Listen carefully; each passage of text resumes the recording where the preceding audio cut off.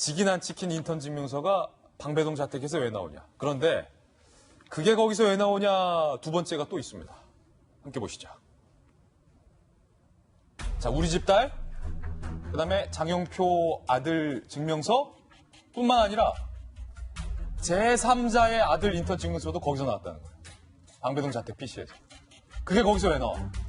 조국 자택 PC 하드디스크에서 발견된 서울대 법대 공익인권법센터 인턴 증명서가 자, 2장이었다. 어제 저희 여기까지 보도해드렸는데 지금부터 저희 채널A 단독 보도예요. 인턴 증명서 한 장 더 있던 것으로 저희가 단독 취재했어요. 2장이 아니라 몇 장? 3장. 3장. 자, 1. 조국 장관 딸 증명서. 두 번째, 스펙 품앗이 의혹받고 있는 당국대 장용표 아들 증명서. 자, 세 번째예요. 변호사 A씨의 아들의 증명서가 나왔다는 거예요. 그런데 이 아들은 같은 외고도 아니었어요. 다른 고등학교 다니는 아들 증명서가 나왔는데 이 변호사 A가 누구냐? 조국 장관과 미국 유학 생활을 함께한 서울대 법대 82학번 동기. 서울법대 82학번 동기 조 장관과 미국 유학 생활 함께한 A 변호사 아들의 증명서가 도대체 거기서 왜 나와? 궁금하지 않을 수가 없어요. 박정화 대변인. 그게 거기서 왜 나와요? 글쎄요. 지금까지 사실은 좀 전에 앵커 말씀 주셨지만 너무 중요한 증명서라서 다른 학생의 그 증명서를 스캔을 해서 보관을 하고 있었다. 이런 우픈 얘기들도 있긴 했는데 사실은 저렇게 얘기가 된다면 딸 증명서가 있고 그다음에 그 당국대 논문을 같이 공동저자로 올렸던 교수의 아들 증명서가 있고 심지어는 전혀 관계없는 대학 동기 유학을 같이 했던 변호사 다른 고등학교 아들의 증명서가 나왔다는 것은 어제 수사 결과 통해서 우리 한인섭 당시 서울대 공익인권법센터 소장이 전혀 관여한 바 없다. 그거는 실무직원이 했을 거다라는 얘기 있었는데 그거 말고 지금 또 이런 식으로 또 증명서가 나온다는 거는 저 PC는 서울대 공익인권법센터 인턴 증명서 기계다. 기계다. 저 정도면 기계다. 라고밖에 해석을 못하는 상황 아닌가. 발급기다. 자동 발급기가 되는 거 아닌가라는 상황이 되는 겁니다. 그래서 저기서 출력해서 찍어가지고 어떤 과정을 거치든 어떤 직인 찍어서 이렇게 착착착착 나가는 그렇게 의심을 할 수밖에 없는 상황이라 조국 장관 인권에 대해서 어떻게 얘기를 할런지 그다음에 검찰은 어디까지 수사가 됐기 때문에 조국 장관 자택을 저렇게 자신 있게 압수수색을 했는지 지켜볼 대목입니다. 박정화 대변인은 조 장관 자택의 PC가 서울대 법대 인턴 증명서 자동 발급기냐라고 돌직구 날렸습니다. 오늘 출근길 조 장관 과연 뭐라고 해명했는지. 자, 그리고 어제 조 장관의 해명도 좀 하나씩 좀 들어보겠습니다. 먼저 어제 해명부터 한번 들어보시죠. 청문회 등에서 여러 번 말씀드렸지만 저희 아이는 공익인권법센터에서 인턴을 했고 센터로부터 증명서를 발급받았습니다. 네, 한인석 교수는 센터에서 발급한 적이 없다는 입장인데 이에 대해서는 어떻게 해명하십니까? 검찰에서 확인해 보시죠. 센터에서 분명히 받았습니다. 네. 네, 어제 자택에서 유한 선생 인턴 증명서 나오셨는데 네, 수고 많으십니다. 어제 다 말씀드렸습니다. 부인 일정, 소환 일정 정해주셨나요?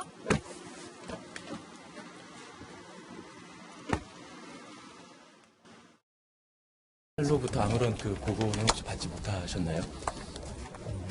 그 악의적이라고 하셨는데 혹시 민영사 이거 모두 지금 검토를 하고 계신 건지? 불편시켰습니다.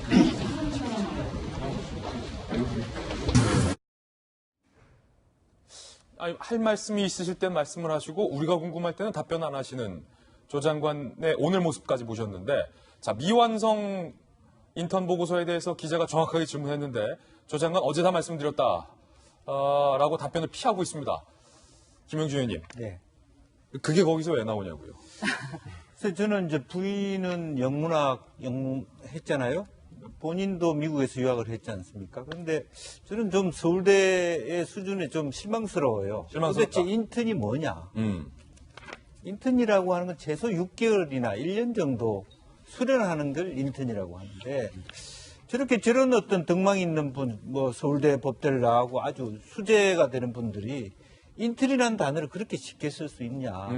세미나 한번 참가하는 거 봉사 시간 때 증명서 동원에 대한 대가로 그런 것을 인턴이라고 하나 이런 어떤 문제의식의 결함 저는 굉장히 그 마음으로 아프다는 생각이 들어요. 예. 그리고 실제로 그러면 부인이 예를 들어서 스페프 마시를 했다 하면은 그 뭐라냐면 그 다른 아이의 아버지 교수는 말하면 논문으로 공동 저자를 올려서 논문 제조기가 된 거죠. 예. 그런 식으로 우리 사회에 그저께 만난 친구가 그런 특목고에 다니는 학부모들끼리 하는 행위가 그런 거예요. 어떤 데 갔더니 1시간만 오시면 3시간짜리 끊어드리겠습니다. 그런 부분들이 드러나는 거예요.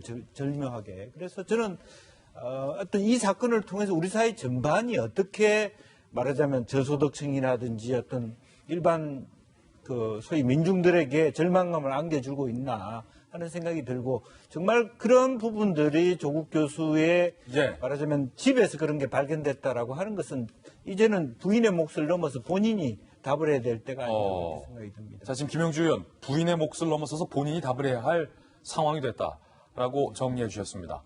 자, 압수수색 이야기는 잠시 후에 상세히 전해드리겠지만 이 얘기부터는 꼭 해야겠습니다. 압수수색 영장에 적시된 피의자 조 장관의 혐의가 과연 무엇일까? 저희들이 취재해봤습니다. 함께 보시죠. 피의자 조국, 영장 적시된 혐의. 첫 번째, 증거인멸 교사 혐의. PC 하드 교체 등 증거인멸을 돕거나 방조했다. 정경심 혐의 공범으로 판단. 두 번째, 자본시장법 위반 혐의. 조국 펀드 운용에 얼마나 관여했느냐. 정경심 투자를 알았다는 점을 입증해야 한다. 자, 다시 한번 말씀드리지만 이 영장은 압수수색 영장이다라는 건 말씀드립니다. 자, 김광산 변호사님, 요거 한번 같이 보시면서 우리 시청자들과 요 두 가지 혐의에 대해서 좀 설명을 해주시죠.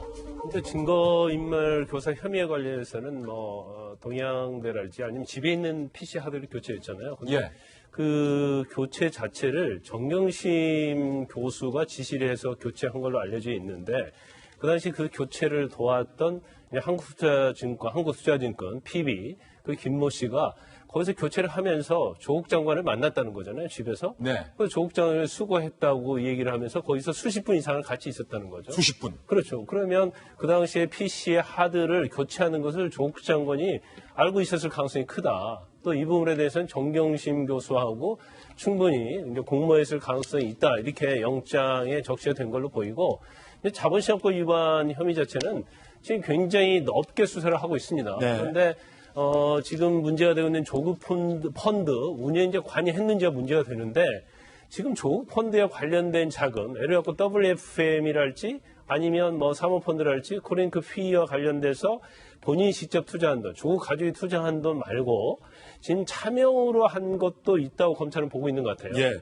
그러면 조국 장관의 처남 아니면 오촌 조카 조모 씨의 명의로 차명으로 투자한 돈까지 합치면 이 금액 자체가 한 30억이 넘어요. 예. 한 36억 정도 되거든요. 그렇죠. 그러면 이 돈이 어디에서 동원이 된 건가? 그리고 이렇게 큰 돈이 만약에 조국 가족의 집에서 나왔다고 한다면 이걸 과연 조국 장관이 모를 리가 있겠느냐. 그러니까 그런 혐의를 두고 있는 걸로 보입니다. 그렇군요. 물론 이것은 조국 장관이 알아야만이 공범으로 이걸 처벌할 수 있는 건데 이제 그 외에도 이제 공직자윤리법이랄지 여러 가지 횡령이랄지 이제 그런 부분에서 이제 공모성 인정 여부가 문제가 되는데 아직 그 부분은 검찰에서 분석을 하고 있는 걸로 보여요. 네. 그래서 일단 압수수색 영장은 저 두 가지 범죄 사실 그리고 거기에 밑받침할 수 있는 어떤 증거, 그러니까 조국 장관이 개입한 정황 이런 자료를 소명했을 가능성이 크다. 그래서 법원에서 발부했지 않았나. 네. 저희가 이렇게 이제 추측해 볼 수 있는 거죠. 예.